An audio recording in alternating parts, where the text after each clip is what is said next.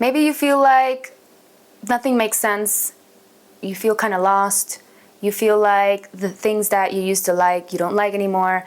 Maybe you feel like a little bit chaotic and you don't understand why. Maybe you have already gone through a spiritual awakening, you don't understand what you're going through. So in this video, I'm going to explain to you, or I'm going to give you 5 signs that you're going through a spiritual rebirth.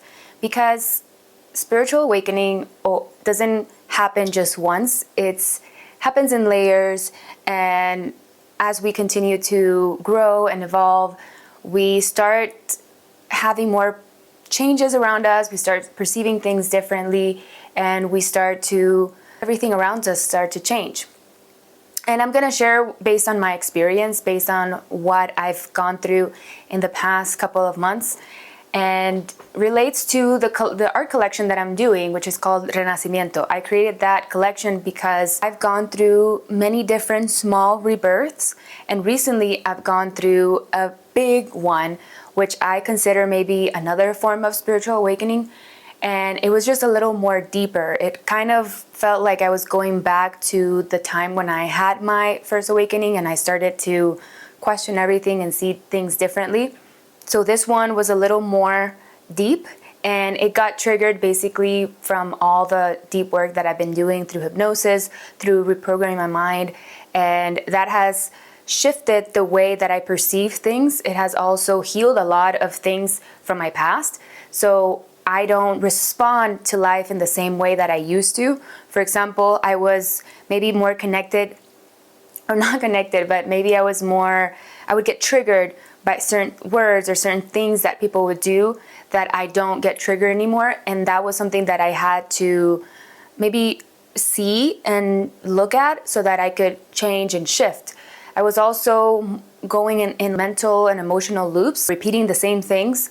And through this change, I've noticed that I don't respond the same way as I used to. And I've also questioned a lot of things. I've gone through a lot of different things. So this might be happening to you. So I created these signs just so that you can know that you're going through something similar. So when we do spiritual work, when we are healing and we're working and we're doing the inner deep work, it's not something that is just going to magically happen from one day to the next. It's not like you're going to do a session with someone, or you're going to do a spiritual modality or a healing, and all of a sudden you're just going to feel amazing and everything's going to fall in your lap. I wish it worked that way, but it doesn't. A lot of the times it can feel very, very chaotic, especially if we want change, and that will depend on you specifically. For me, for example, whenever I was going through a spiritual change or a deep inner work, things would shift super quickly, sometimes very chaotic. But that was how I grew up. I grew up in a lot of chaos and a lot of constant change. So I was used to that chaos. I was used to things having to change drastically. It was until the last couple of years that I've connected with change being slowly and progressively, and allowing for my body to adjust to the change so that it doesn't feel like a shock. Because a lot of the times I would respond in that way. I would initiate the change in a very drastic way, and that kind of put me in a very chaotic place emotionally. So that will all depend on you, but you will start to see things shifting in your life, because when you do the inner work, your inner world starts to change, and in response to that, your outer world also starts to change. So the first sign is old identities start falling apart. You no longer resonate with the person that you were before. Maybe you don't resonate with certain beliefs, certain habits, certain things that you used to love. Maybe you don't like them anymore. Maybe you don't resonate with certain people anymore in certain circles. Maybe you don't like to go to the same place as you used to. That means that the old you is falling away.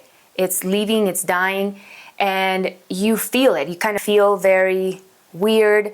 You ask yourself, what is wrong with me? Why don't I want to hang out with this person anymore? Or why don't I want to do this anymore? It just means that your frequency or your energy doesn't match that person or that place anymore because you did an inner change. You energetically, physically change, and that's something biological as well. Our cells are dying every day and new cells are being created. So you're not the same person as you were yesterday. But when you do this deep work, you really are creating change in a more deep way. So sometimes everything just feels like really different in the next days that you do some deep spiritual work, and you start perceiving things differently as well. When you are going through this death of the old self, you might not feel like you know who you are anymore. You might not feel like you don't know who you're becoming. And this is the perfect time for you to journal and to get to kind of explore yourself. Tune into your body and to your emotions and ask it what it needs and what you need to do moving forward. Instead of planning a lot, which is something that I used to do, I tune into the present moment. You should always be doing that, but tune into the present and just take aligned action based on what is happening in that moment that you are reconnecting with this new version of you. But in reality, it's not a new version. It's just your core essence. It's just who you really are. Because when we're doing deep work, we're peeling layers of an onion. We're kind of removing layers of past selves that don't really identify with who we are. Because ultimately, when we're doing spiritual work, we're connecting with our higher self, and we're getting closer and closer to this higher self, which is our most highest evolved potential, which is the closest to source, to our creator. So that is fundamental. It's kind of reconnecting with your essence and getting to know yourself more on a deeper level. Sign number 2 is crying for no reason, or having emotional bursts out of no reason, or you don't understand why. Maybe you feel a little bit more sensitive than normal. And this doesn't really mean that you're just sad or depressed. It just means that old memories, old feelings and emotions are surfacing up for you to observe and release. A lot of the times we go through this process and we've unlocked certain memories and things that were hidden and in the dark. And when we bring light to them, they need to come up and revisit them in a way so that they can be processed and they can be released for good. So that's why you might feel a little more sensitive or a little more emotional than usual. So pay attention to those emotions and don't block them or hide them or try to distract yourself from them. Listen to them, observe them, and see if you can feel them profoundly and connect with them, and then allow them to move through. A good practice for me is always crying. Crying allows me to release. And I think of tears as old memories and old traumas flowing away from me. So don't think that it's bad, just observe and work through them. Sign number 3 is you feel pulled to change your style, your creative expression, your space around you. So this is a perfect time for you to, again, journal or observe what things you feel pulled to. And it's a great time to clear clutter, to let go of things that don't no longer resonate with you. I just recently removed a lot of clothes that I didn't feel connected with. A good practice for me is to observe what clothes or things I own that I don't really love. And those, I put them in a box for a month or 2. And if within those 2 months I haven't used them, I give them away. Because a lot of the times we think that we like something, but in reality we don't like how it feels in our body, or we don't like how it looks, and we just keep it just in case. But this is a great opportunity for you to release things and let go of things that no longer represent who you are. And I see this a lot in my art, for example. I've gone through a lot of different rebirthing processes, and I've seen how my color palette and the way that I paint completely change. And I absolutely love that, because that allows me to see that my art will never be the same.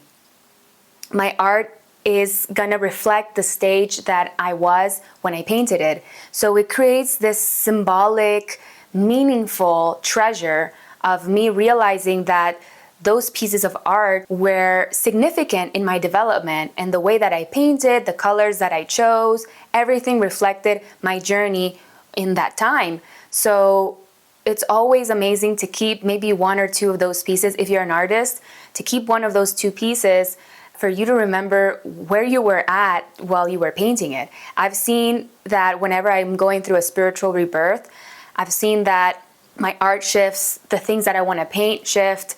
I no longer feel connected to the art that I painted before. And some things are going to stay the same, obviously, because it relates to your essence and who you really are. You're always going to be drawn to certain things. Maybe you're drawn to paint wolves. I love painting wolves. But maybe you're shifting the way that you paint them. Maybe you shift the symbols that you add, or the colors that you add, or even the way that you paint. So this is really crucial when you're going through a spiritual rebirth, is to really connect with a creative practice. In general, in your life, I think you should always connect to a creative practice, because it allows you to connect with the right side of the brain, which is your intuition, your creative expression, your imagination. And this side allows you to have a balance between the left and the right side of your brain, and creates a holistic approach in the way that you perceive life and the way that you give meaning to things. So it's really crucial that you have a creative practice that activates the right side of the brain. I will talk more about this in future videos and how to connect to the right side of the brain, because sometimes we can approach a creative practice with our left side, which is more logical, linear, and analytical. But what we really want is to create a bridge to connect with the right side of our brain, so that we can really connect to our spirituality.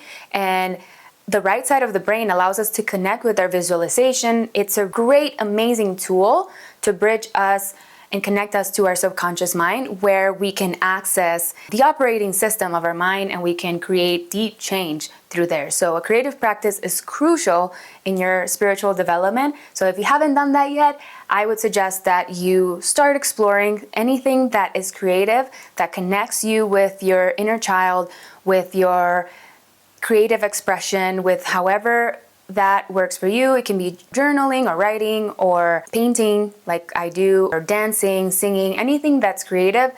Connect with that. When you use art, specifically maybe painting or music or anything that involves creating and connects you with the right side of the brain, you allow this new rebirthing process to anchor down and allow you to see who you're really becoming, or who you really are in essence. So don't take it for granted. And if you want to start connecting with art, or specifically painting, I offer watercolor courses and workshops, and I'll put everything in the description below. But I would highly suggest that you start incorporating a creative practice if you don't have any. Sign number 4 is you feel lonely, but you're also feeling more connected with something bigger. In reality, you might feel lonely, but you're kind of isolating yourself. And solitude and loneliness are two different things. Loneliness is the feeling that no matter where you are, there's no one around you and you feel completely alone. But solitude is healthy and in a wonderful way for you to reconnect with yourself. Solitude means that you're by yourself, but you're feeling connected with everything around you in your life. It could be nature, it could be just your home. You could feel connected with your own body and your own spirit. So differentiate between feeling lonely and feeling solitude. And solitude is a great practice for you to have at all times. I would suggest that you practice solitude once a month. If you live with someone or you have a partnership, practice being by yourself maybe once or twice a month, so that you can reconnect with your own energy and you can really know what's going on with you, and you're not being influenced by any energies around you. So that's a powerful way for you to understand what you're going through and move through this spiritual rebirthing process with more ease. In this process, you might be feeling connecting with something deeper. Recognize if you're feeling lonely, or if you're actually just wanting to be by yourself. So if you're wanting to be by yourself, always remember that you're never really alone. And you might be connecting with something deeper, which is your soul or your higher self. So I love doing practices like meditation, breathing exercises, of visualization practices where I can connect with my spirit and I can connect with the source of myself, of our creation. So meditation for me allows me to really focus on my heart, and that's the way that I connect with my higher self. It's just putting all my attention in my heart, and I imagine a bulb of light, or not a bulb of light, maybe like a spark, a divine spark of light, and I see it in my heart and I feel it expanding, penetrating my body and expanding outwards, and I feel all this light connecting and surrounding me, almost like creating an energetic field where I feel protected and I feel contained and I feel loved and appreciated and seen. So I'm really connecting with a deep part of me that is not just my subconscious mind, but is my superconscious mind, and connecting with source. So whatever you call that, God or universe or creation, I like to call it source, but I connect with that, and that allows me to remember that I'm not alone and that I'm protected by this divine force. When you're going through this process, you might be feeling more in tune with your intuition. You might be seeing more synchronicities or having vivid dreams. And I recommend that you write these down, the dreams that you're having, because there's a lot of information there.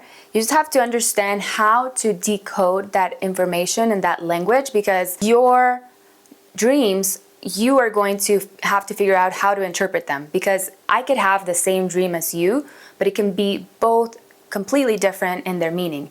Obviously, there's some things that could be universal, because they could be based around archetypes, like the psychoanalyst Carl Jung would talk about the archetypes, and those are universal symbols that we can connect to and we can find meaning.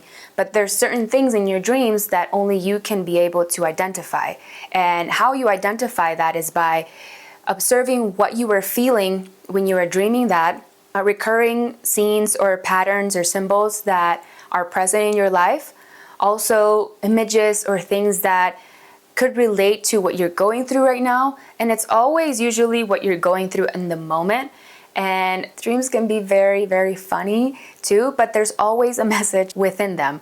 I recently dreamt of a giant pizza taking over and throwing dough at people, and I could see people trying to escape the dough. It was really funny and interesting, and I still haven't figured out what the dream means, but there is a message there, and I am willing to explore it and understand it. And I'm very conscious of what I'm dreaming lately, just to see if there's correlation to what I'm going through at this moment and period of my life. So it's also very important that you connect with your intuition in this moment and tune into your body and observe what your body is telling you and communicating with you. So maybe people invite you somewhere and your body tells you that it's best for you to rest and stay somewhere. Listen to it. Even if you feel like you're going to miss out or something, this is very important for you to go through this process a lot more smoothly, and you can gain so much knowledge of yourself and so much treasure and so much gold when you go through this process and you really, really anchor what you're going through and you really understand what you're going through. And this can facilitate your growth acceleration, and also creating more momentum in what you are creating or you're wanting to manifest in your life.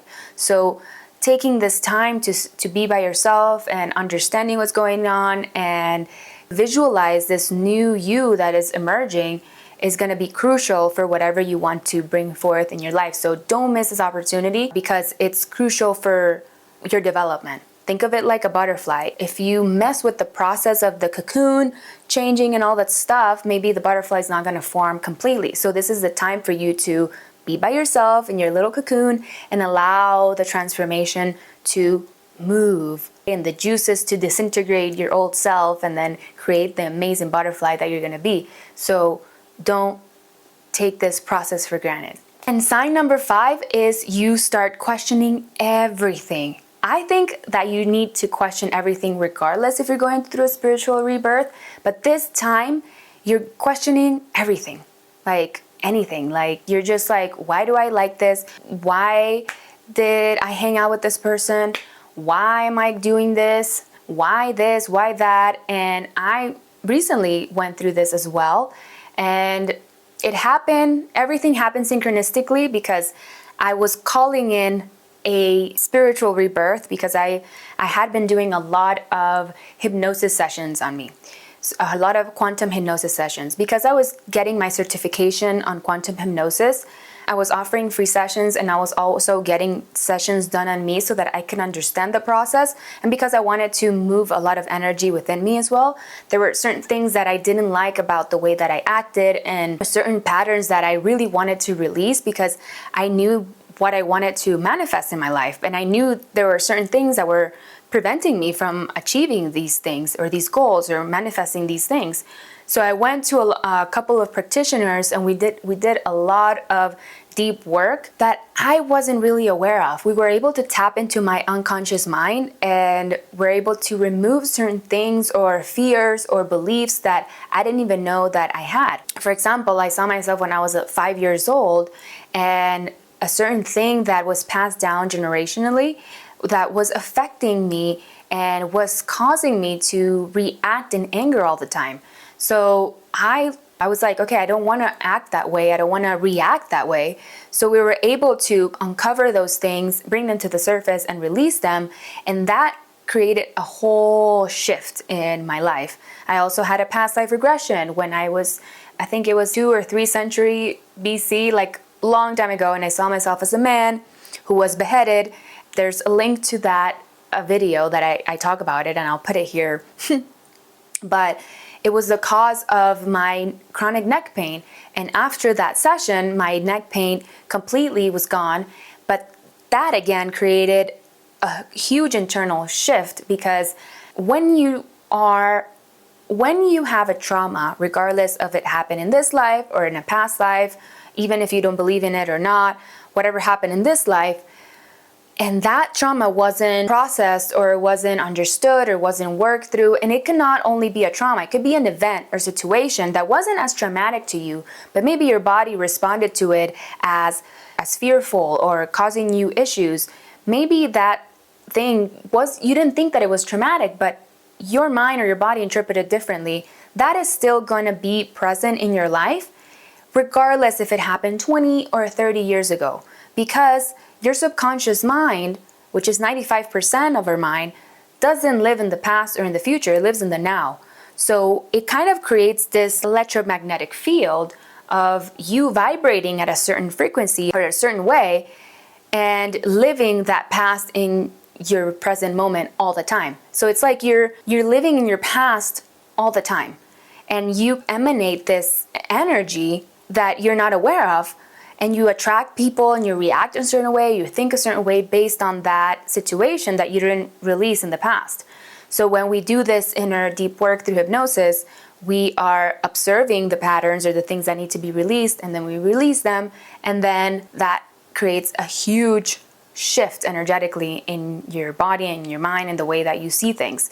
So your whole inner world starts to change, your whole outer world, in effect, starts to change. And it's crazy because you start seeing it around you, start seeing things shifting, the way that you see things around your job starts to shift, places that you used to go starts to shut off or shut down, people that you used to hang out with leave, and you start noticing these patterns, and it's crazy. It's as if you are the center of the universe, which kind of you are, but your universe, not the universe. You're the center of your world. So it's crazy how things start to change, and I've noticed it in my life. I've noticed how things start to change and shift in my life, and that's when you start questioning things and you start questioning your relationships and the places that you go. You start questioning your job and your worth or how much you're making, and you're like, why am I making this little if I know that I'm worth more? Which is amazing because that's what happened to me in one of these sessions. There was this fear that I had that I wasn't aware of, and I was like, why can I make this amount of money, as an example.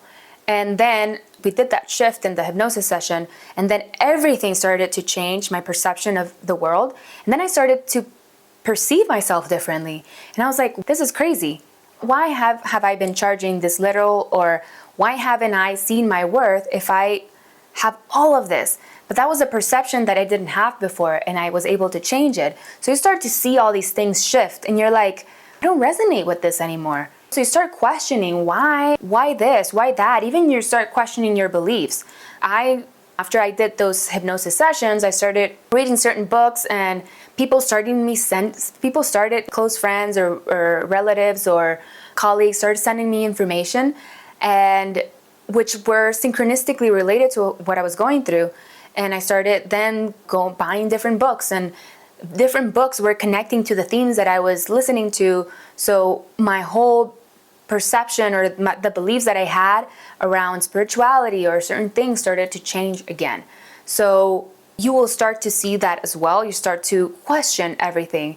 And this is, again, a great time for you to journal and to write down everything that you're going through. I can't stress this enough, but it's so important that you document your processes all the time, because you never know what can happen in the future. You might be able to create a product around your process. You might be able to have a new insight when you're going through another process. So I always write my processes in journals, and I always like to go back to a journal maybe 5 years ago, and I read what I was going through, and maybe it relates to what I'm going through now, or kind of allows me to see how much I've grown or how much I've changed. So I would suggest that you write everything down, document your process, because you never know what could come out at the other side. So a spiritual rebirth can be messy, but it is a sacred process. You're not breaking down, you're breaking open. And that can be a little painful, but it's crucial for you to see or understand that as long as you don't swim in this pain and then this suffering, because then you're not allowing the process to unfold, you're kind of like drowning in your own puddle of mud. You have to move through that and feel through the feelings so that you can move through the other side and then go through the breakthrough. So it's a great process. I don't think that it's anything bad. It all depends on your attitude and how you see it. I see these moments, these processes, as profoundly sacred and amazing, because it allows me to grow and get ideas and see things in an amazing way and get to know myself deeply in ways that I couldn't have seen myself before. It also gives me ideas for art and what to create as well. So I cherish these processes, and I encourage you that you allow these processes to unfold, because the most amazing art comes out of these, the most amazing insights and ideas come out of these. So learn to integrate these processes and welcome them in and become friends with them. So if you would like to see my collection, I am releasing this collection this week, depending on when I release this. It's probably going to be already released in my Instagram, so I'll put the link on my Instagram so you can see these pieces. It's a 3-piece collection that's inspired in the Renaissance era, and it was inspired in my trip to Italy last year. It's taken me a while to create them, but I was really careful on how to create them and put the energy into them, but it reflects my own personal transformation, and I hope it can inspire you in your own spiritual rebirth and your own Renacimiento, so that you can come out the other end flowering and blossoming and showing your true essence and who you really are. This collection is like visual medicine. It not only has beautiful images and beautiful colors. I like to see it as a ritual, as a ritualistic experience. I like to see it as a medicine, and I like to see it as an activation. There's a lot of information encoded there, because when I paint, or whenever you're painting, if you're painting or if you're an artist, whatever you're thinking or whatever you're feeling, you're infusing it through color, and you're infusing it in the painting. So there's a lot of coded information in painting. That's why some paintings make us feel like, whoa, make some people cry, because of what was infused in the painting. That's why some paintings don't, may look dull or may look dead, because maybe the person who created it just wasn't really connected with it. Or maybe it's a copy and you buy it at Walmart. It's just for decoration. It's still okay. But some pieces are encoded with information, And it all depends on what the artist was feeling and thinking and fusing into the painting. And it also, you can see or feel the divine spark moving through the artist and being painted in the painting. So there's a lot of information that you can see in art, and I would encourage you to use art as a ritual or as a sacred practice, because that's how I like to see it. And I'm pretty sure that if you see my art and you're going through a spiritual rebirth, this collection is gonna connect you, or it's gonna tell you something about what you're going through, and it's gonna give you more insights on what to do. You might get a spiritual intuition, or you might get a message or just a feeling while you look at them. So that's the difference between art that is just created to create something beautiful or something pretty, and the difference between connecting or creating something that is actually encoded with information and thoughts and feelings and divinity, divine energy. So if you also want to book a hypnosis session with me, I'm also going to leave the links below. And again, thank you so much for watching this episode or listening to it if you're listening in audio mode. Thank you so much for being here, and I will see you on the next one. Bye-bye.